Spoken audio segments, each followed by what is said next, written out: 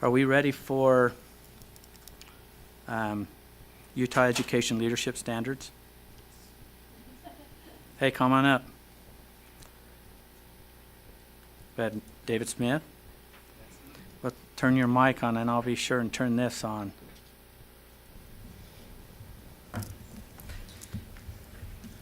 Looks like I'm on. You are on. All right. So last month, as directed by the board, we took the educational leadership standards and took them to the Access Committee for their perspective and for some suggestions and recommendations on the educational leadership standards.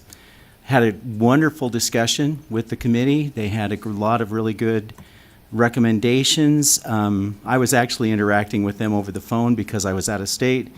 But we came up with, we were able to distill their concerns down to what you see on the memo from the Access Committee, which is on board docs, which added one standard, which is working to collaborate with families around items such as cultural perspectives and practices, transportation, work schedules, and language to ensure that all families can be fully engaged in the school community. Which, as a former principal, I think makes these standards stronger because it really, those items and those perspectives really need to be honored when you're thinking about involving everyone in your school community.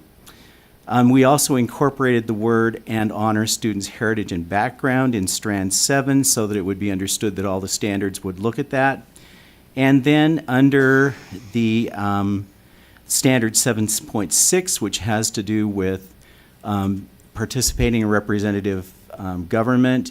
The committee wanted to add and other civic processes. They had talked about voting. They had talked about participation in tribal matters, for example. Other kinds of civic processes that may not be covered under that big umbrella of representative government.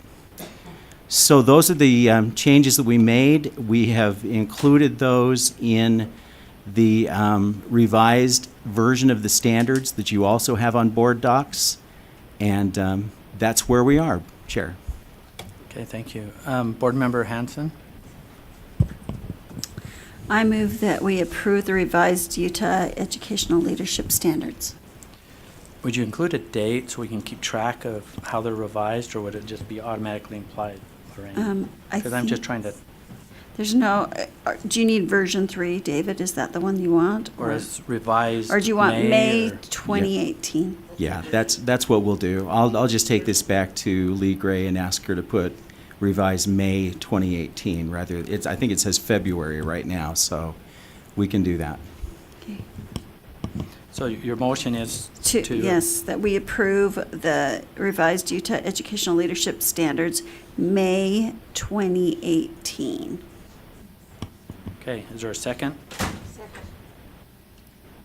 Any further discussion? I'm hoping we have enough people here to... Can I just make a to vote. comment? I really Okay, you wanna appreciate... speak to the motion? Can I just thank David for his hard work and the Access Committee too. I appreciate them spending the time to go through and do this. I think it's good.